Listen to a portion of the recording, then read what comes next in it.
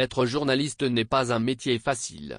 Car il s'agit d'un domaine où on observe, on critique, on propose et on donne son point de vue.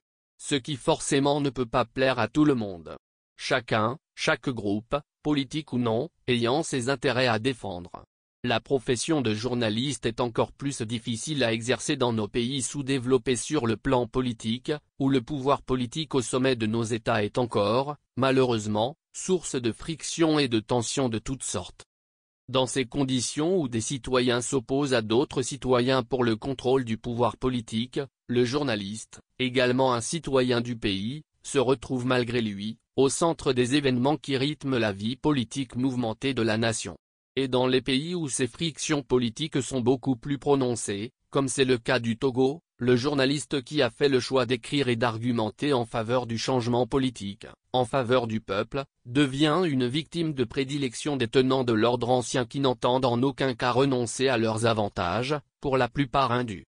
Et c'est ce qui nous amène à parler de persécution. En effet, l'homme de presse ou le journaliste qui ne veut pas ou ne pas rester indifférent vis-à-vis de ce qui se passe d'intolérable dans le pays, est surveillé comme du lait sur le feu par les services du système. Pire, il est victime de menaces de toutes sortes, menaces qui peuvent aller, dans beaucoup de cas, jusqu'à la privation de liberté, ou au départ en exil. Apollinaire Mevenmes, le journaliste, l'un des rares doyens de la presse écrite togolaise, directeur de publication de l'hebdomadaire La Dépêche, en sait quelque chose. Originaire d'où tout le monde sait, l'instrumentalisation tribalo-ethnique ayant encore la vie dure dans notre pays, hélas, il n'aurait pas le droit de dire et d'écrire ce que les autres citoyens togolais de la presse peuvent dire et écrire. Incompréhensible, non? C'est ainsi que le grand frère Apollinaire goûta pour la première fois au supplice de la prison en 1998. Il fut effectivement arrêté le 15 octobre 1998 et incarcéré, pour ne retrouver la liberté que le 03 décembre de la même année. Rebelote en 2024. Toujours pour délit de presse, le doyen Mevenmes connut une privation de liberté qui s'était traduite en garde à vue du 26 mars au 9 avril 2024. Son journal, La Dépêche, fut interdit de parution pour 3 mois. En d'autres termes, il écopa d'une suspension allant du mois de mars à mai 2024. Il reste jusqu'à ce jour sous contrôle judiciaire, synonyme de beaucoup de restrictions pour sa liberté.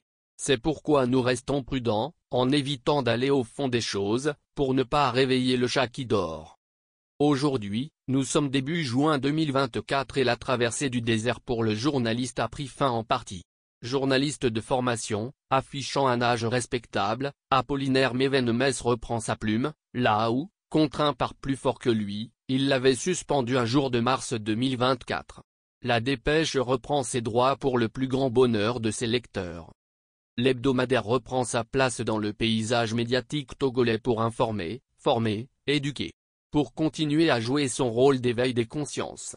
Pour continuer à dénoncer, à dire la vérité, malgré les dangers, malgré les risques du métier. Car, quelles que soient les difficultés, quel que soit le fait que le journalisme reste un métier à risque, surtout dans les républiques bananières, la liberté de la presse ou la liberté tout court, doit triompher.